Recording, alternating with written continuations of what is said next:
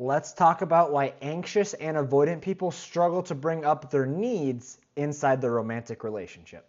Now, in a healthy, secure, and loving romantic relationship, you should be able to express your needs calmly, regulatedly, and lovingly. Being able to ask for what you need because you are telling your partner in the ways that they can love you best, how they can show up for you. It's like reading the user or the owner manual for getting a new car, a new electronic, learning how to work it properly. Same thing with your relationship. You want to learn how to love your partner in the way that they want to be loved. And what better way for your partner to be able to share their needs with you? But here's the thing. Those that are anxiously attached and those that are avoidantly attached, those that are insecurely attached, struggle to do this in separate ways. Now, the anxious person, whether they are an anxious preoccupied or a fearful avoidant, they struggle to bring up their needs because they feel like that they are going to be asking for too much, because they self-abandon, they overgive, they don't ask for what they need because they're scared that it's going to push their partner away. They are either going to abandon them or betray them. So again, that's where they operate in these covert contracts of meeting needs for their partner, hoping that their partner will meet a need for them, but then they never actually bring up their needs. Or if they do bring them up, like a fearful avoidant, they will say them in a very emotionally dysregulated way where they're hyperreactive, they're very critical, and they might get defensive. Not great.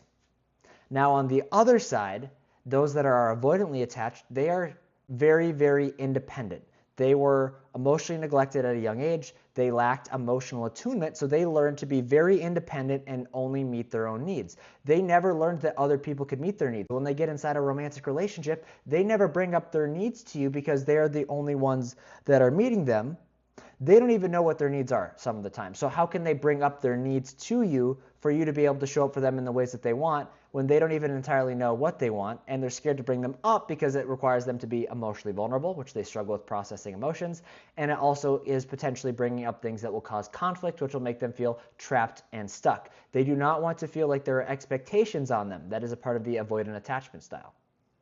Now, with that being said, the best thing that you can do is regulate yourself and ask your partner calmly and respectfully for what you need and how they can love you better.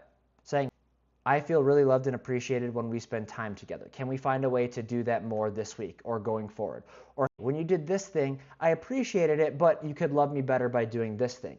Now, it's important for your partner to be able to step into that role of listening to you and not feel criticized and not feel attacked, and that is what a healthy and secure partner will do. But you cannot change anything about your partner. You can only control on how you bring up your own needs. Hope that helps.